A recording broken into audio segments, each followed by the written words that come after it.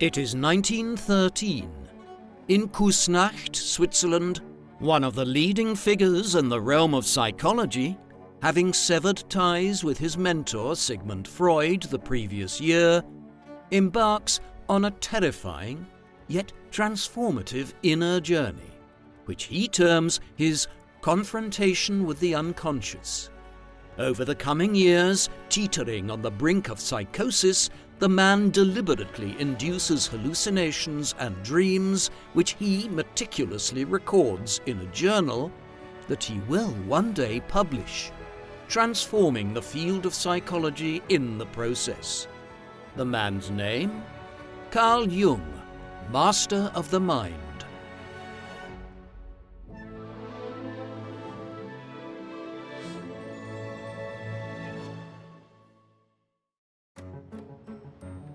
The man known to history as Carl Jung was born on the 26th of July 1875 in the village of Kesswil on the shores of Lake Constance in the canton of Thurgau in Switzerland.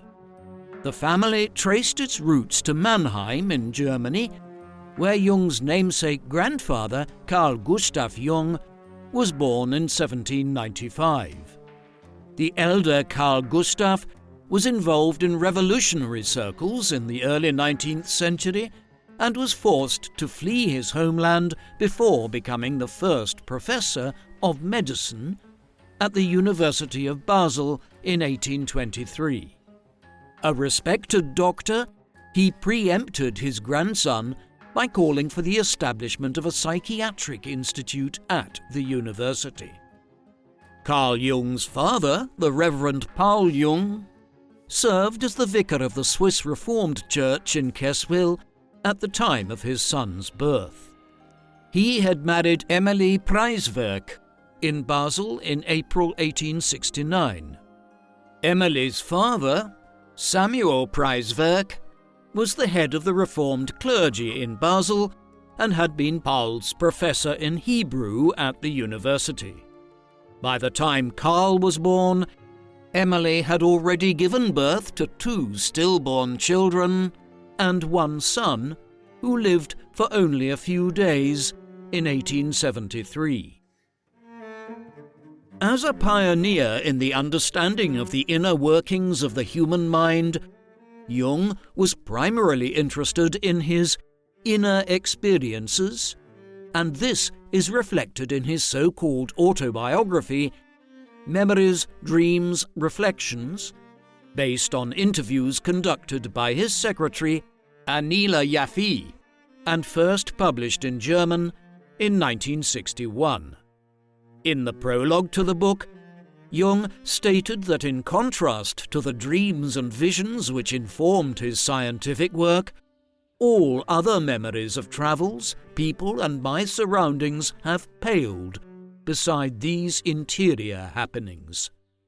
Furthermore, he described memories, dreams, reflections as his personal myth, adding that whether or not the stories are true is not the problem. The only question is whether what I tell is my fable, my truth. Since Memories, Dreams, Reflections was written in Jung's voice, it has influenced most biographies of Jung. The academic Sonu Shamdasani, who has studied Jung's work extensively, argues that these biographies echo Jung's myth without much concern for accuracy.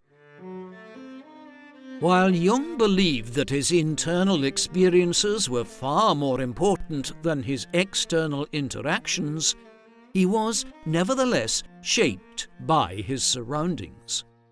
Switzerland's political system was and remains unique among European countries. A predominantly rural society, Swiss political life is characterized by direct democracy and civic responsibility. Most political decisions were made after public consultation through regular referenda, and throughout his life, Jung was a conscientious voter. While Switzerland is well known for its policy of neutrality in military conflicts, which it has pursued for several centuries, this stance is supported by a well-trained conscript army with a proud tradition of military prowess dating to the medieval period. Like all able-bodied men, Jung performed national service and had fond memories of his time in the army. Jung observed that while the Swiss people managed to avoid spilling blood on the field of battle, this did not diminish their combativeness, which was channeled into fierce political debates among the cantons. Prior to the establishment of the Federal Republic in 1848, the cantons of the Swiss Confederation had been fully independent sovereign states, and in Jung's time the primary political loyalty was not with the federal state but with the canton. Cantonal citizenship was inherited from the father, so while Jung was born in Thurgau, he was a citizen of Basel. When Jung was 6 months old, the family moved to the vicarage at Laufen in the canton of Basel. Among his earliest memories, Jung recalled suffering from fever and being carried in his father's arms as the latter sought to soothe him by singing songs from his old student days. Jung was 3 years old at the time and suffering from eczema, which he associated with troubles in the family. His mother spent several months in a Basel hospital, and he was placed into the care of an unmarried aunt some 20 years older than his mother. His mother's instability had a profound impact on his gender attitudes, as he associated women with unreliability and men, like his father, with stability, a notion that he revised later in life when most of his closest collaborators were women. The Swiss countryside left a strong impression on Jung as a child and was prominent in his earliest external memories. While the country is known for its alpine landscapes, the area around Basel on the banks of the Rhine was relatively flat. On a clear summer's evening, an aunt took him onto the road in front of the house, from where he saw the Alps clearly for the first time. Throughout his childhood and into his 20s, the snow-capped peaks of the Alps remained what he called an unattainable land of dreams. And his first visit to the mountains at the age of 14 made a particularly profound impression. Jung recalled another vivid memory sometime later in his childhood, when his mother took him on a trip to Thurgau to visit friends who had a castle overlooking Lake Constance. Jung was mesmerized by the waters of the lake and was determined to live by a lake. He fulfilled the ambition decades later by building a house in Kusnacht on the shores of Lake Zurich, which now serves as a museum dedicated to his life and work. As the son of a clergyman, Jung's upbringing was shaped by Christianity. He remembered his mother teaching him to pray to Jesus at dinner and initially considered Jesus a benign figure. This belief was challenged when the young boy witnessed men and women being placed into a hole in the ground in the churchyard, where he was informed that the Lord Jesus had taken them unto himself. This inspired a fear of religious figures dressed in black, and Jung suffered his first conscious trauma at the age of 3 or 4, when he was sitting outside the house and encountered a man dressed in long black robes which looked like women's clothes. Recalling his father's denunciations of the Jesuits, Jung identified the figure as a Jesuit priest and ran back into the house in terror. For several days he was gripped by fear of the reappearance of the robed figure. At around the same time, Jung had a dream which would affect him for his whole life.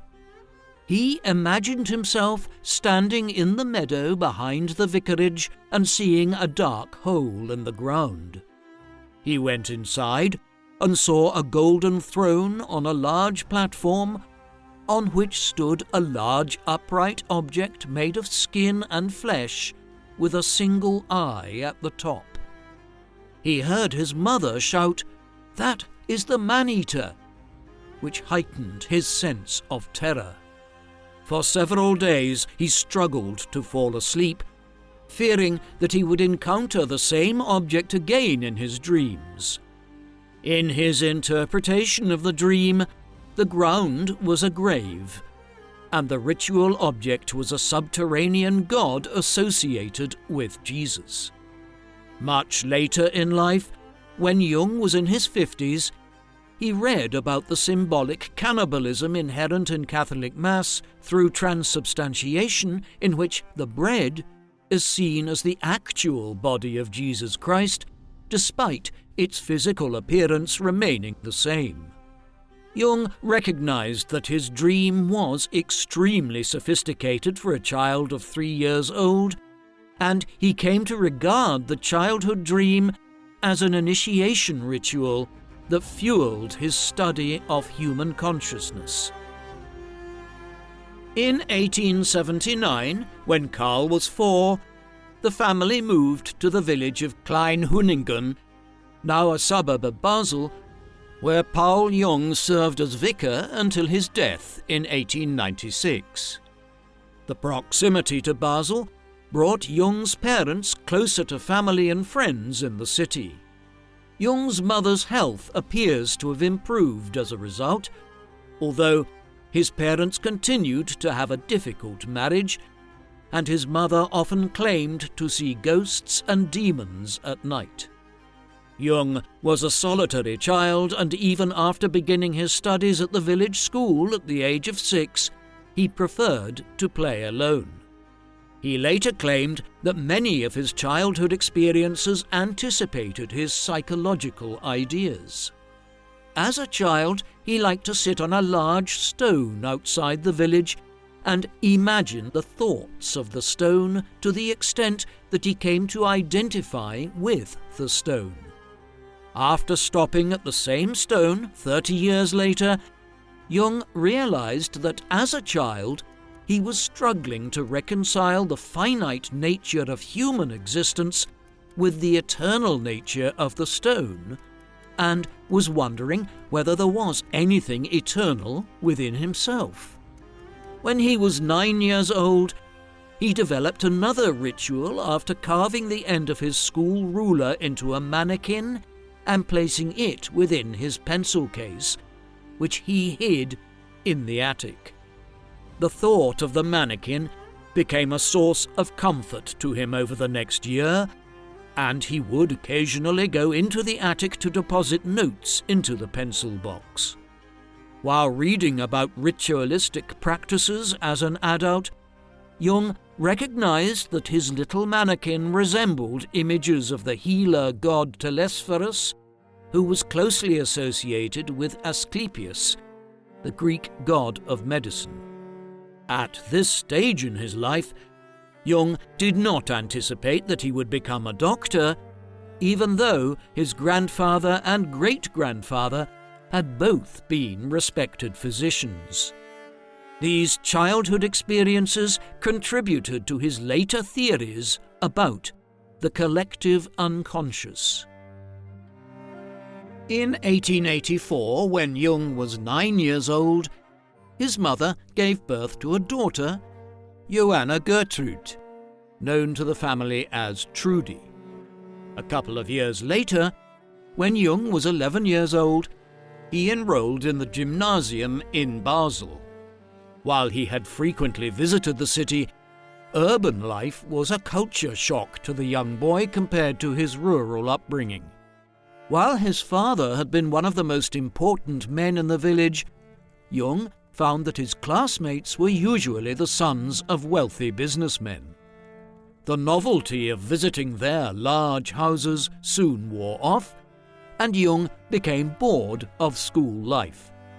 He was academically gifted and scored well in most subjects, but found mathematics so distasteful that he dreaded going to school altogether. Near the end of his first year at the school, the 12-year-old Jung was unexpectedly attacked by another boy, causing him to fall to the ground. Following the incident, Jung frequently suffered from fainting spells and was absent from school for the next 6 months. However, Jung's condition immediately improved when he overheard his father telling a friend that if his son's illness were incurable, he would not have the money to support his family. Feeling a sense of responsibility to his father, Jung immediately attempted to study. After enduring 3 attacks in quick succession, he recovered completely and began waking up at 5 in the morning to focus on his studies and returned to school a few weeks later. He later saw this experience as an example of neurosis, observing that he was subconsciously aware that the accident would allow him to be absent from school. While Jung was too honest to feign his illness, his subconscious triggered the fainting spells whenever he attempted to study, and it was only being confronted with the thought that he was to blame which meant he could overcome his illness. Around this time, Jung and his family went to visit family friends who lived on Lake Lucerne. During this trip, the 12-year-old boy received a rebuke from the master of the household, a wealthy and distinguished man. Jung developed 2 contradictory internal responses to the incident. On the one hand, he recognized that the rebuke was justified, but on the other, he imagined himself to be an important 18th century gentleman deserving of respect. He called these 2 personalities number 1 and number 2, though he never divulged this conflict to anyone else. When Jung's teachers failed to appreciate his creativity in his essays and marked him down for it, he would console himself by taking on his second personality and concluding that the teacher was a fool. Although he remained agnostic on the subject of reincarnation, Jung later recognized in this feeling a sense of eternal self, an idea prevalent in Eastern belief systems such as Hinduism.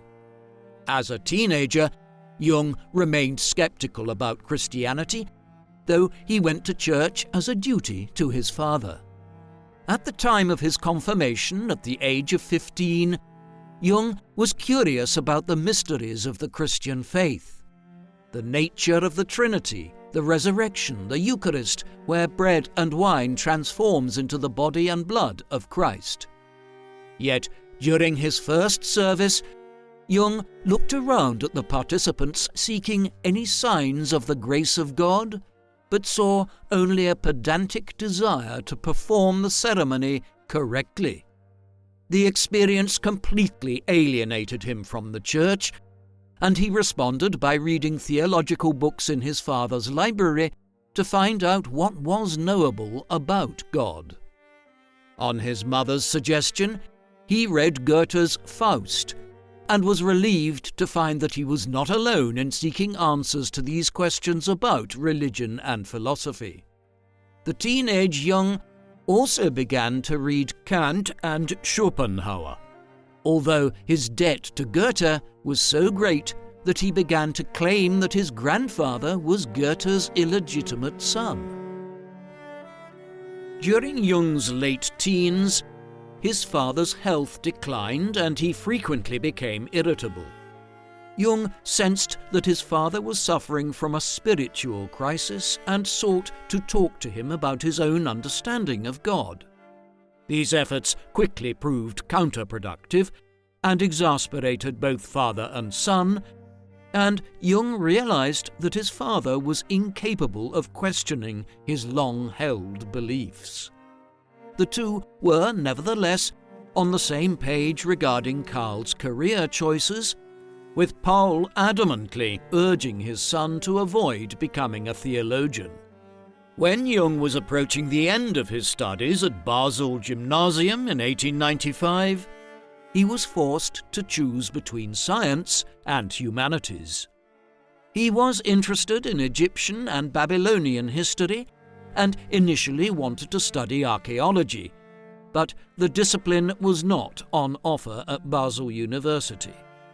Jung then considered studying zoology, but eventually decided upon medicine since it offered greater financial prospects. In spring 1895, Jung enrolled at the university as a medical student with the support of a stipend secured by his father, who passed away from cancer in early 1896. The loss of his father deeply affected Jung, and later on he believed that his physical illness had been caused by his unresolved spiritual conflict.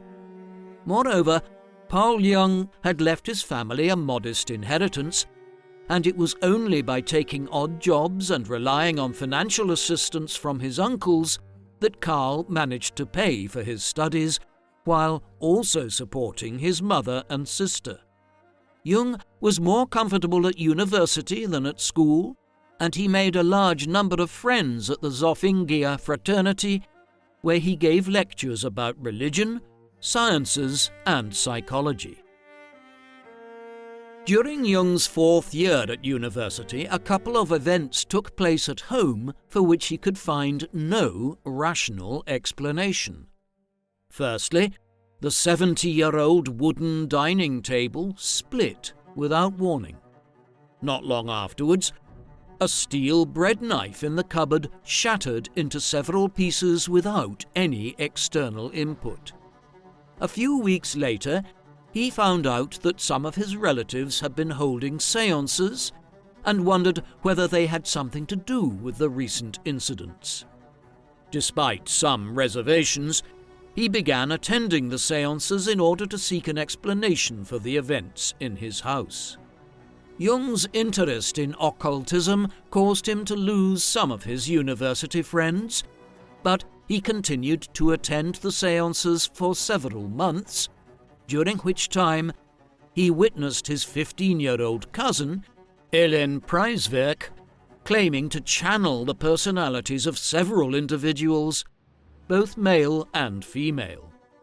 While Jung did not draw any firm conclusions about the ability of the deceased to communicate with the living, the process reminded him of the number 1 and number 2 personalities that he had previously identified in himself and in his mother. For all his interest in the workings of the human mind, as Jung approached the end of his university studies, he was on the verge of accepting an offer to become an assistant to physician Friedrich von Müller in Munich. While preparing for his final exams, he turned to a psychiatry textbook by Richard von Krafft-Ebing. This branch of medicine had always been looked down upon by the profession, who sought to keep their distance from the practitioners in much the same way as they did with their patients. However, in the preface of Krafft-Ebing's textbook, Jung saw the author describe psychosis as disease of the personality, and immediately he recognized that the field of psychiatry combined his interests in physical and spiritual illness. He was left in no doubt that he would become a psychiatrist, and after passing his exams, he became an assistant at Burgholzli, the main mental hospital in Zurich. By the time the 25-year-old Jung started work at Burgholzli in December 1890, the institution was only a few years old and considered one of the best hospitals in Switzerland. He was pleased to have the support of an open-minded professor, Eugen Bleuler, though the field was still in its infancy. While academics had developed theories to support their treatments, Jung was less interested in the theoretical aspects than in the outcomes he achieved for his patients. During his initial years at Burgholzli, Jung was troubled at the lack of success at treating his patients and believed that he lacked knowledge, though he discovered that his colleagues, who were more familiar with psychiatric theories, had similar rates of success and believed they could do no more. Nevertheless, by 1902, Jung was already Bleuler's first assistant, and in 1903 he published his dissertation on the psychology and pathology of so-called occult phenomena, based on the analysis of the séances he had attended a few years earlier. Jung also spent a few months in Paris, studying with Pierre Janet, a pioneer in the field. His old school friend, Albert Uhry, recalled visiting him in Zurich and was impressed to see him engaged in deep conversation with patients to better understand their problems. In around 1904, Jung adopted a word association experiment which immediately helped him to diagnose his patient's conditions. This involved inviting the patient to respond to a list of words with the first word that came into their head. Jung was particularly interested in the moments when the patient struggled to respond to a particular word, which gave him an insight into their traumas and complexes. Those who were willing to open up and confront the truth recovered quickly. At a time when practitioners were searching for universal cures, this taught Jung that understanding individual cases was essential to successful treatment. Alongside his success as a medical practitioner, Jung was settling into family life after marrying Emma Rauschenbach, who was 7 years younger than him. Emma's mother had been a family friend and an admirer of Jung's father before she married a wealthy industrialist at Schaffhausen in northern Switzerland. When Jung paid the family a visit in around 1896, he saw the 14-year-old Emma and was convinced that he would marry her one day. Such a notion seemed preposterous to Jung's friends at the time, and Jung's prospects in 1903 did not appear to be much improved. But after a brief courtship, the couple were married. Emma would give her husband 5 children over the course of their marriage. Meanwhile, Jung's professional career continued to reach new heights in 1905 when he became senior physician at Burgholzli and was appointed a lecturer in psychiatry at the University of Zurich. For several years, he had been interested in the theories of the Austrian neurologist Sigmund Freud, whose methods of psychoanalysis were not widely accepted by the academic community. In 1906, Jung sent Freud some material about his word association studies, and when the two men first met in Vienna in March 1907, they spoke for 13 hours, and the two men became close friends and collaborators. However, their professional and personal relationship was not destined to last. In 1909, Jung and Freud traveled to the United States to attend a conference at Clark University, Massachusetts, where both men were awarded honorary doctorates.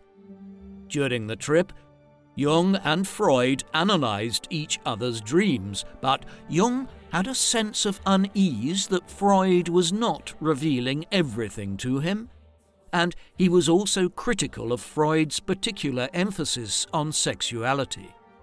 Jung's reservations about Freud would increase over the years, but he initially kept them to himself in order to maintain the friendship. In 1909, Carl and Emma Jung left Burg Holzli and moved into the house he had built at Kusnacht, thus fulfilling his childhood wish to live by the water. The move was also prompted in part by Jung's recognition that his private practice had become so large that he did not have time to carry out his academic research. Although he never abandoned his private practice, he had greater control over his time at Kusnacht and found it easier to balance his responsibilities. Nevertheless, Jung found his first few years at Kusnacht particularly difficult, as he anticipated his break with Freud. Although the Austrian visited Kusnacht on several occasions and had designated Jung as his successor in 1910, the latter's study of mythology, religion, folklore, and other aspects of cultural history that informed his development of the concept of the collective unconscious set him on a collision path with Freud. Jung's research into these subjects informed his 1912 publication, The Psychology of the Unconscious, later revised and republished as Symbols of Transformation in 1952. Jung knew that his ideas about sexuality and its cultural and spiritual aspects would be unacceptable to Freud, who narrowly focused on its personal and biological aspects. Jung felt increasingly uncomfortable meeting Freud at congresses, and while they saw each other for a final time in Munich in November 1913, their friendship was already over in 1912. While Freud accused Jung of premeditated betrayal, the break caused Jung to become depressed, and many of his patients stopped seeking treatment from him. He had many dreams which he struggled to comprehend, and his efforts to understand his own unconscious by going through all his memories were also in vain. In October 1913, Jung dreamed of a flood engulfing much of Europe in blood, while the Alps rose higher to protect Switzerland.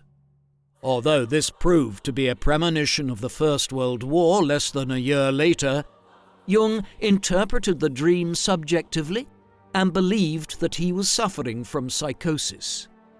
He gave up his lectures at Zurich University, concluding that it was unfair for him to teach when he struggled to understand his own mind.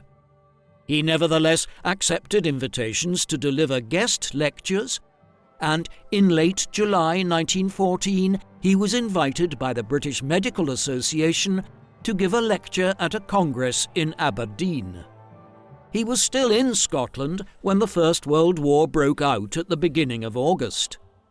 The news, though shocking, came as something of a relief to Jung, who realized that his visions had not been about himself.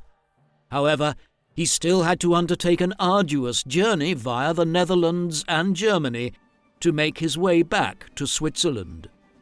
Upon his return home, Jung now laboured to understand whether and how his dreams and visions coincided with the rest of mankind. Since 1913, Jung had been recording his visions and experiences in private journals, later known as his Black Books, and from December 1913 he began an experiment in active imagination, inserting himself into his dreams and visions and interrogating every figure that he encountered in them to ask why they had appeared to him. These were often biblical or mythological figures and usually involved a wise old man and a young woman. By late 1915, he began compiling the notes he had jotted down into the Liber Novus, better known as the Red Book. Although he laboured on the task for 16 years, he only managed to transcribe about 2/3 of his manuscripts into the Red Book, which remained unpublished until 2009. Nevertheless, the material within the Red Book would contain the seeds of his most important work over the following decades. During his crisis in 1913, Jung received invaluable assistance from Tony Wolff, who became one of the most important people in Jung's professional and personal life. 13 years younger than Jung, Wolff first met him in 1910 when she was suffering from depression after her father's death.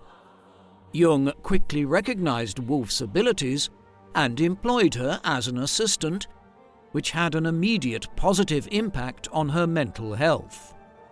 Around 1911, Jung chose to discharge Wolff, fearing that he was too emotionally involved with her.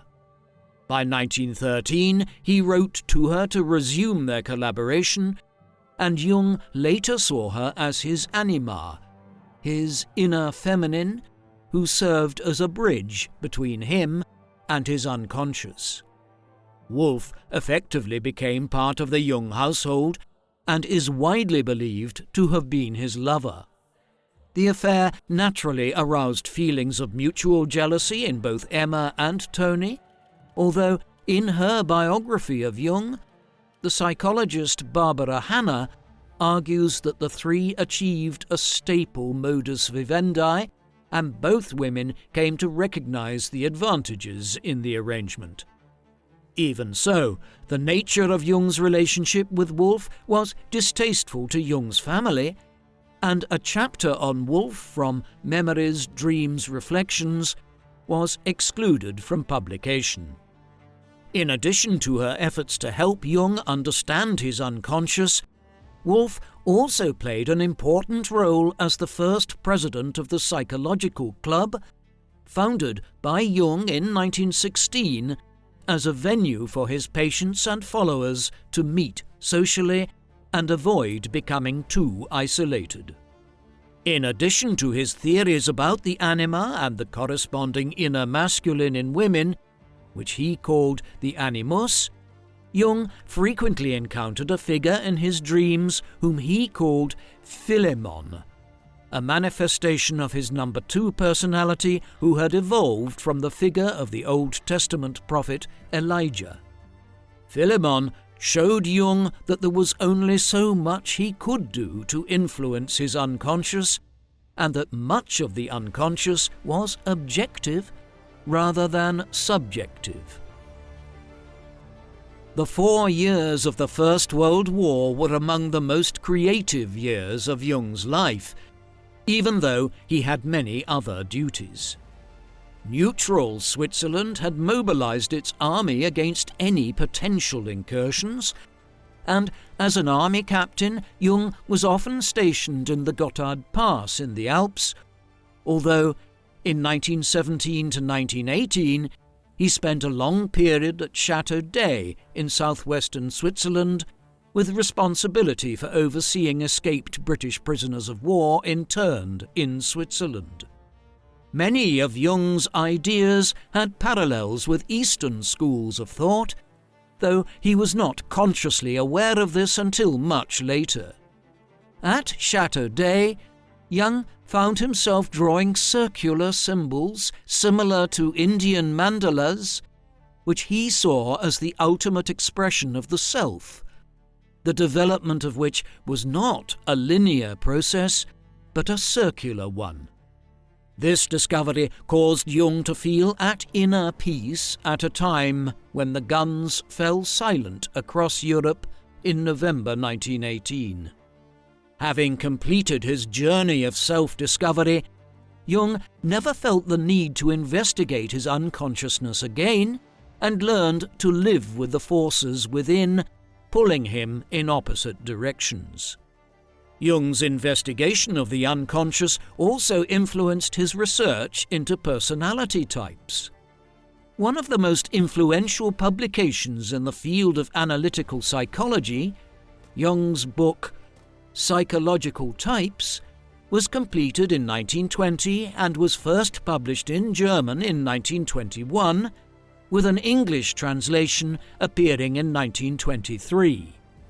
The product of 2 decades of research, Jung proposes 8 psychological types based on the perceiving functions of sensation and intuition, the 2 judging functions of thinking and feeling, which are modified by extraversion and introversion types, though these distinctions are often unclear in individuals.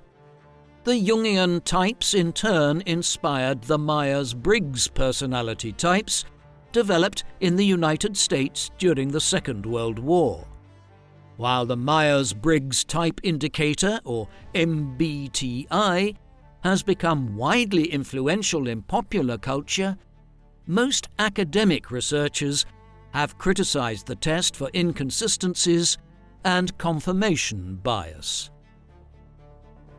The reopening of the Swiss borders after the war enabled Jung to resume his interactions with the wider world and vice versa. Jung's ideas were popular in the English-speaking world, and he often delivered guest lectures at Zurich University in English to cater for his British and American audiences. While he visited Britain and the United States on several occasions in the 1920s and 1930s, a 1920 trip to Tunisia was inspired by a desire to experience a country that shared neither its language nor religion with European countries. Back in Switzerland, Jung now desired a refuge even more remote than Kusnacht. In 1922, he bought a tract of land near Bollingen on the eastern end of Lake Zurich, where he built his Bollingen Tower. Jung had taken to stonemasonry as a therapeutic practice, and he was personally responsible for the construction of much of the tower in 1923. While the original round tower symbolized a mandala for Jung, he made several additions over the following decades. Jung also conceived of Bollingen Tower as a home for his number 2 personality, his Philemon, where he was at his most creative. The location was ideal for Jung, since he and his visitors could take the train to Bollingen Station a mile away, but he preferred to travel between his 2 houses by sailboat.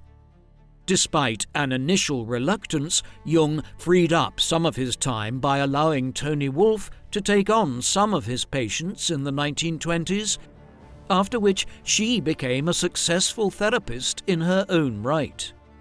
While life at Bollingen did not come naturally to Wolff, over time the tower became a favoured retreat where she and Jung could spend time alone.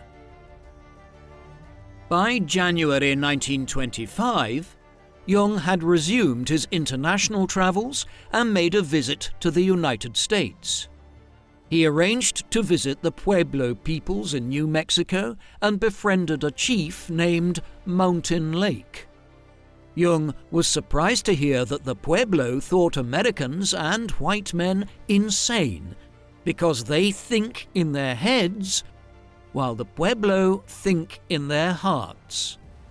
Over the course of their deep conversations, Mountain Lake expressed his anger at American attempts to bring so-called civilization to them by eradicating their religion, since the Pueblo saw themselves as being closest to the sun and believed that if they stopped practicing their rituals, the sun would no longer rise. Jung recognized a certain dignity in the Pueblo, who believed that they not only received help from their god, but that they could also influence and support their god. Jung had finally received an outsider's viewpoint of the white man, one which he associated with Roman legions conquering North Africa, the pillaging crusaders of the medieval world, and the well-intentioned missionaries who brought not only their faith, but disease and bullets to the New World. After the party visited the Grand Canyon, Jung went on to New Orleans, where he encountered the African American population and recognized the influence that black music had on American music in general. This further solidified his theory that while Europeans' collective unconscious was firmly rooted in Europe, the collective unconscious of white Americans was also influenced by Native American and African American culture.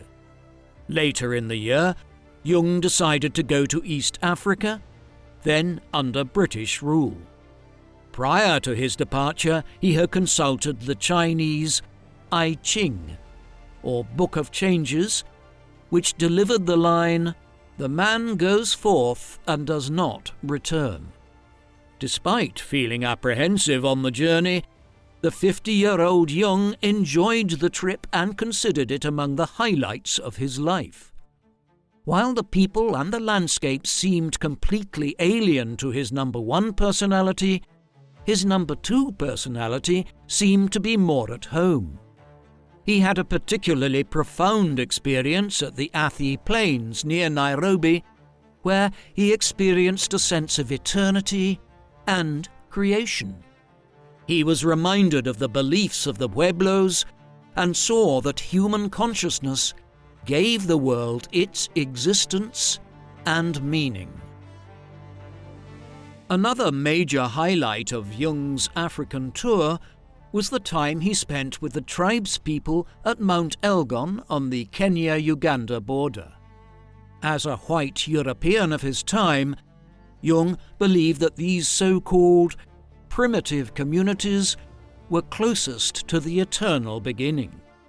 He was struck by their joyfulness and optimism during the day, which turned into fear and pessimism at night as a sinister god replaced a benevolent one.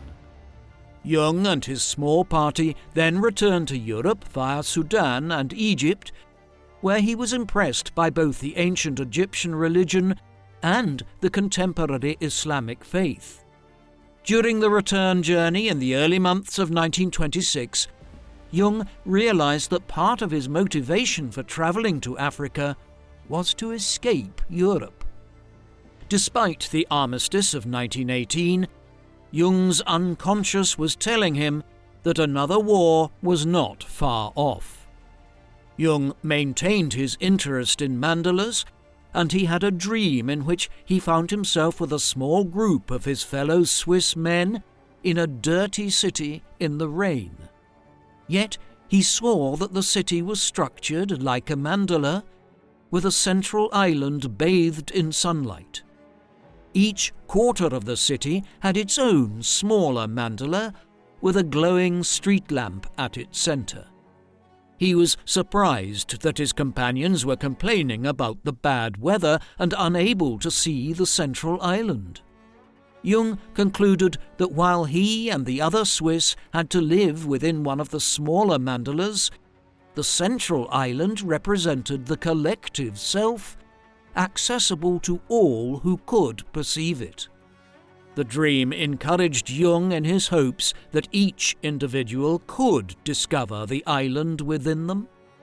The following year, Jung painted another mandala with a golden castle in its center, and not long after was presented with a Taoist text called The Secret of the Golden Flower, which featured a similar mandala.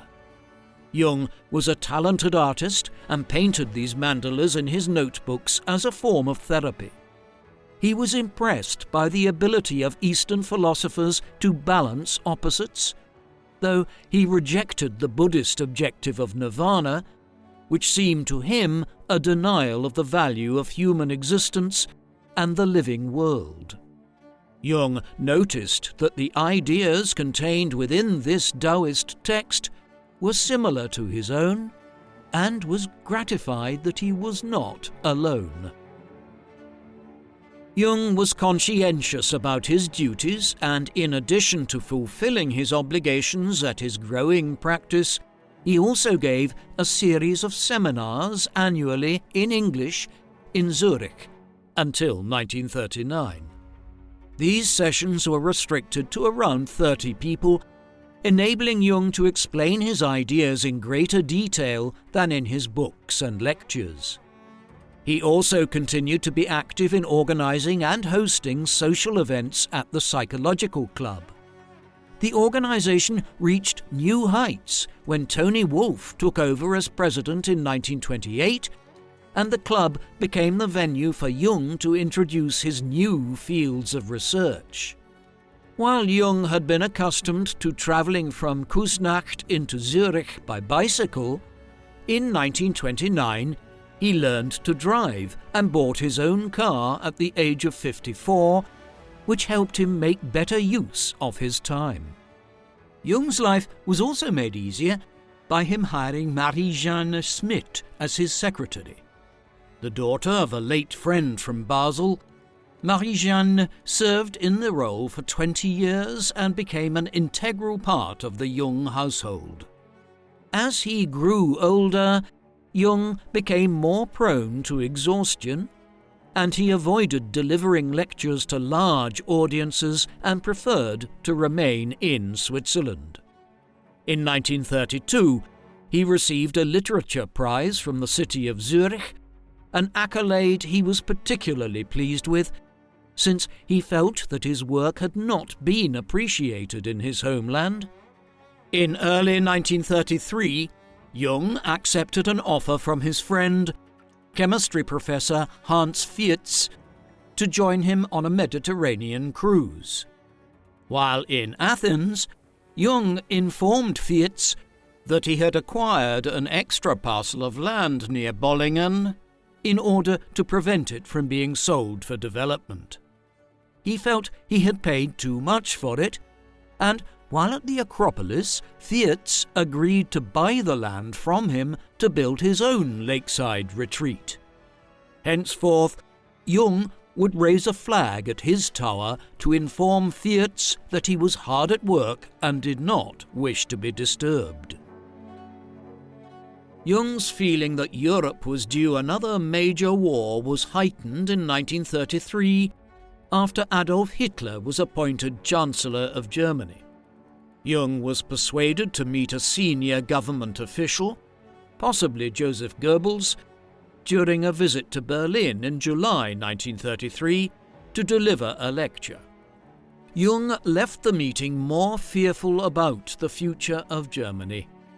He described the German people suffering from mass psychosis and argued that the only way to stop disaster was to help each individual become conscious of their possessed state.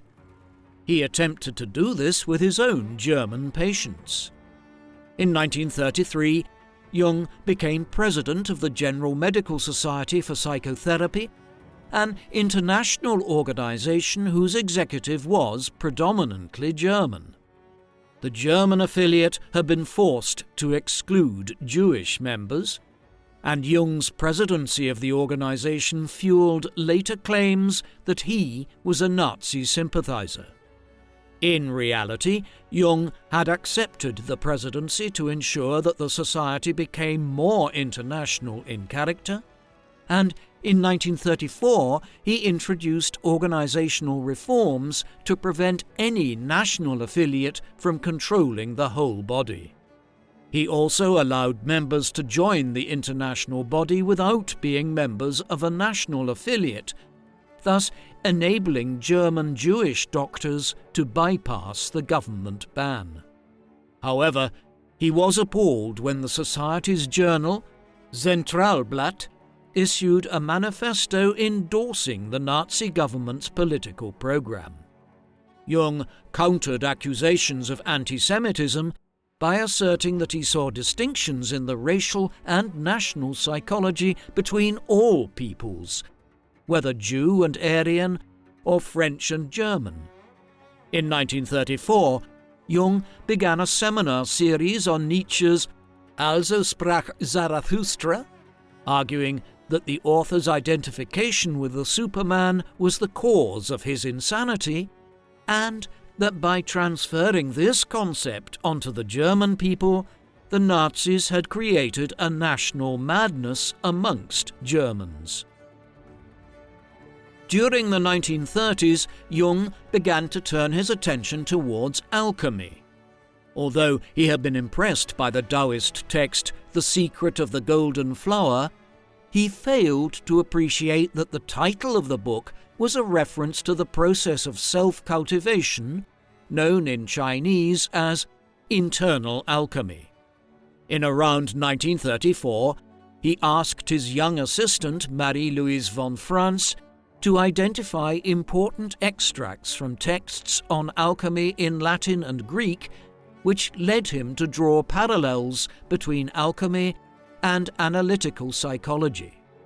By 1936, Jung was confident enough about the subject matter to deliver lectures to a public audience, arguing that alchemy was more than an external process to turn base metal into gold, but also symbolized an internal process to transform the self.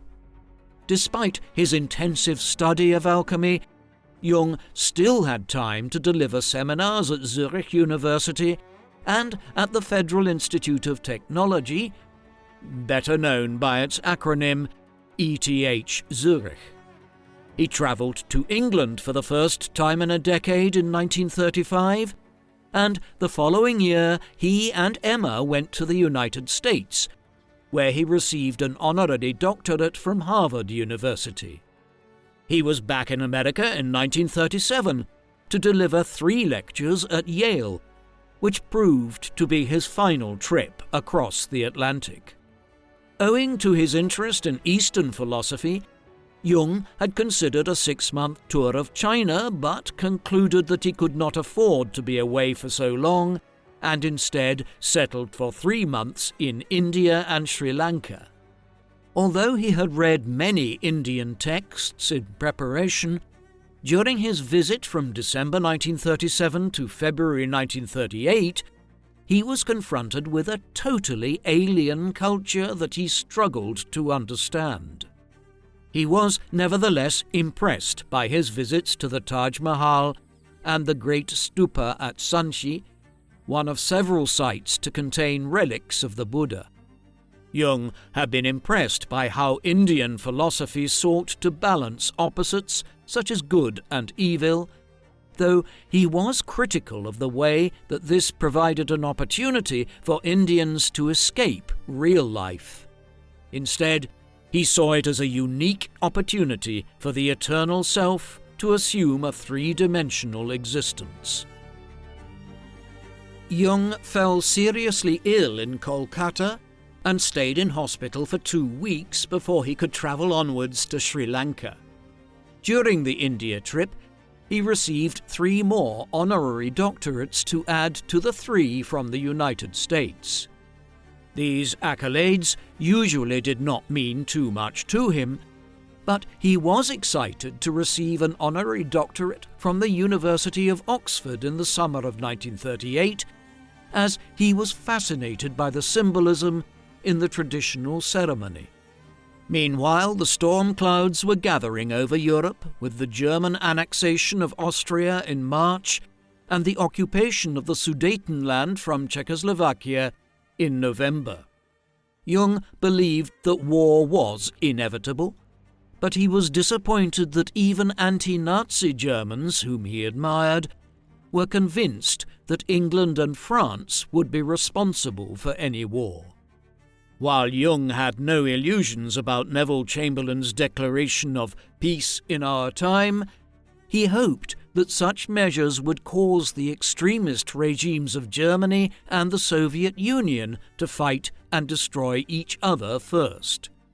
He was shocked to hear of the Nazi-Soviet Non-Aggression Pact of August 1939, and while Switzerland maintained its traditional neutrality during the Second World War, unlike the First War, the Swiss were mostly sympathetic to the Allies. A German military build-up to the north of the Swiss border led to fears that the Germans would invade France via Switzerland. While the Germans marched through the Low Countries instead, Jung evacuated his family to Sarnen in the mountains to the south of Bern and visited them every weekend. The rapid collapse of the French army in May and June 1940 ensured Switzerland remained untouched, and from July onwards Jung resumed his habit of staying between Küsnacht and Bollingen. During the war, Jung often helped fellow doctors and scientists targeted by the Nazis to find refuge in neutral Switzerland. In 1942, he was approached by a leading German psychiatrist to support a plan to end the war by declaring Hitler mad and overthrowing him, opening the path to a negotiated peace with the Western Allies and the redeployment of German military resources to the Eastern Front. While Jung hoped that he could help end the war and save millions of lives, his unconscious led him to retreat from the idea, convincing him that removing Hitler alone would not be enough. In 1943, Jung was able to assist the Allies when he was recruited by future CIA chief Allen Dulles, the head of the American Office of Strategic Services in Switzerland. Known as Agent 488, Jung offered psychological support to American operatives, provided valuable advice on Swiss politics, acted as a conduit with German officials seeking to remove Hitler, and psychoanalyzed Hitler and senior German leaders. Jung presciently concluded that Hitler would become increasingly desperate as the war turned against Germany and may eventually take his own life in despair. Jung continued his work on alchemy during the war, but in February 1944, he slipped in the snow whilst walking outside and was hospitalized. Some 10 days later, he suffered a heart attack, which left him in a critical condition for several weeks. His life was saved by the intervention of a famous Swiss cardiologist known as Dr. H, and Jung later recalled a vision in which he felt that he was dying and was ready to accept it before he saw Dr. H appear before him and urge him to continue living. Jung also described a vision in which he was piecing himself back together after being dismembered. By the time Jung returned home in July 1944, the Allies had landed in Normandy and were on their way to liberating France and the whole of Europe from Nazi occupation. Jung welcomed the end of the war in Europe in May 1945, though fighting continued in the Pacific. While Jung welcomed the end of the Pacific War in September, he was horrified at the atomic bombings of Hiroshima and Nagasaki in August. Despite his near-fatal illness, the years after the war were among the most fruitful of Jung's life. By scaling back his work with patients and his teaching duties at academic institutions, he had more freedom to write. In his 1944 book, Psychology and Alchemy, Jung introduced his theory of alchemy as a metaphor for internal psychological processes for a wider audience. For several years, he and Marie-Louise Van France had been working on Mysterium Coniunctionis, a study of the relationship between opposites in both alchemy and psychology. Jung considered this his most important work, though over the next decade he was frequently beset by other problems that took precedence in his mind. In 1945, Jung wrote an article entitled After the Catastrophe, in which he invited the German people to reflect on their part in the war. When Winston Churchill visited Switzerland in 1946, Jung and his compatriots gave him a warm welcome.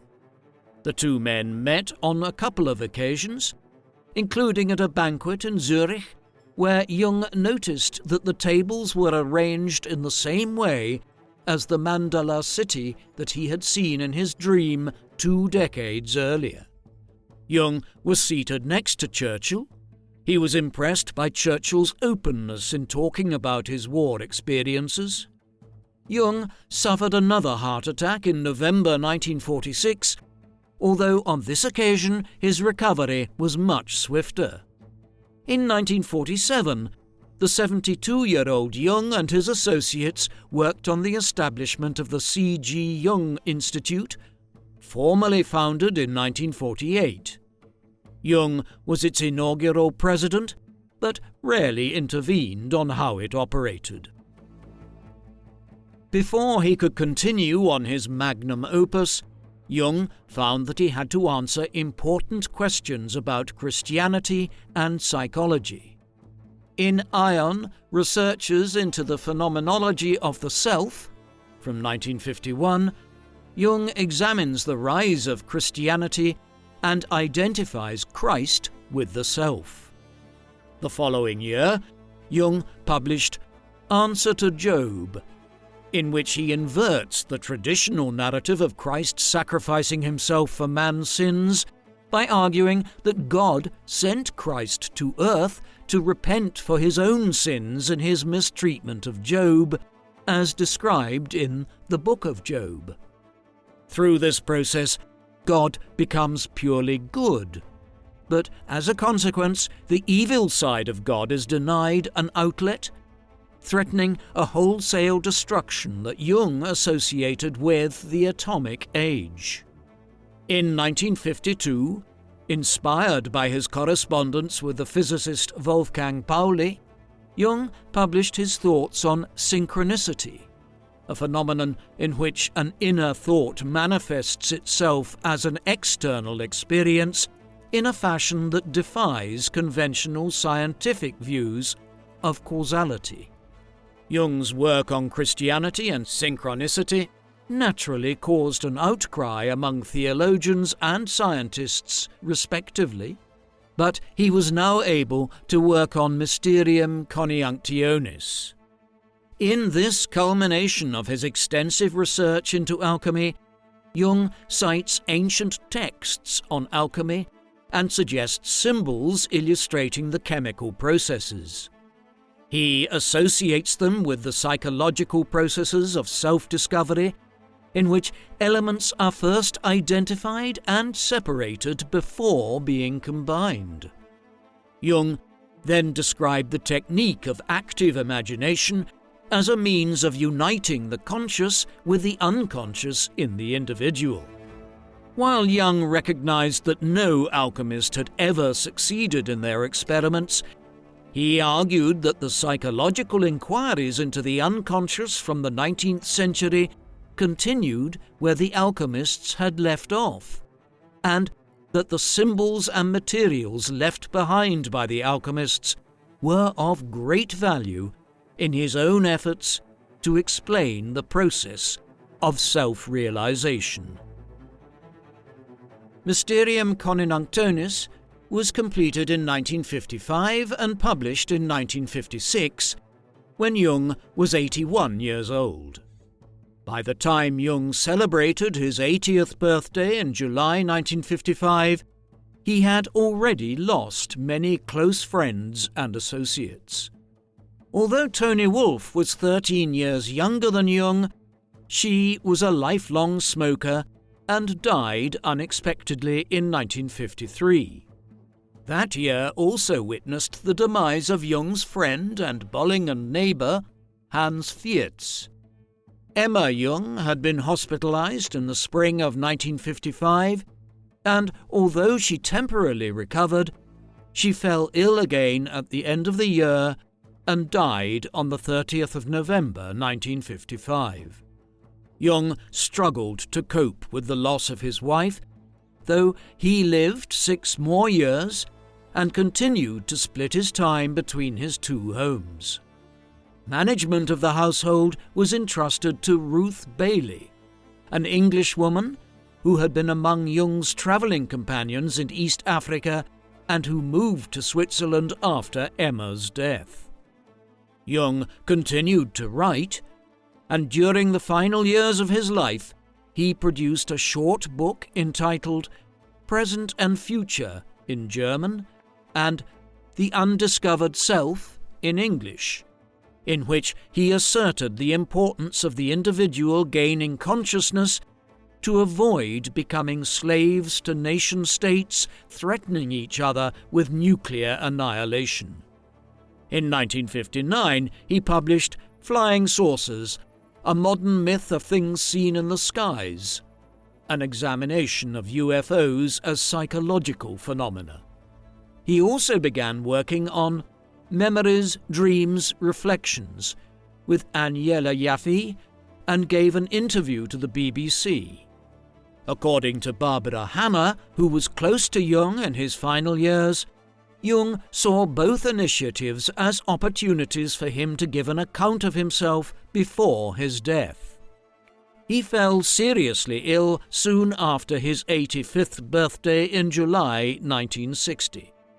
However, he did recover enough to contribute an essay to Man and His Symbols, a book intended for a popular audience, which was completed and compiled by Marie-Louise von Franz following his death at Kusnacht on the 6th of June 1961, a few weeks shy of his 86th birthday. Carl Jung was one of the most influential figures in the fields of psychiatry and psychology. Although he did not know it at the time, the dreams and visions that he experienced from his earliest days had a formative effect on his life. Combining his interests in physical and mental health, Jung trained as a psychiatrist and introduced innovative methods of treatment for patients. During a brief but intense period of collaboration with Sigmund Freud, Jung acquired international recognition, particularly in the United States. Jung developed some of his most influential ideas on the collective unconscious and psychological archetypes during a period of introspection in the First World War. While Jung's ideas were unconsciously influenced by non-European belief systems and philosophies, his travels to New Mexico, East Africa, and India in the interwar period helped him refine his theories. Although he was personally appalled by Hitler and helped the Allies during the Second World War, Jung has been criticized for basing his ideas on racial stereotypes and being too accommodating towards Nazi Germany in the 1930s. Jung's main preoccupation during his final decades was to uncover the cultural and historical associations between alchemy and psychology, although he also published controversial theories about religion and science. What do you think of Carl Jung? Was he a pioneering medical practitioner whose ideas have helped millions of people understand themselves and live better lives? Or are his theories lacking in empirical evidence and based on outdated ideas about race and gender? Please, let us know in the comments section, and in the meantime, thank you very much for watching.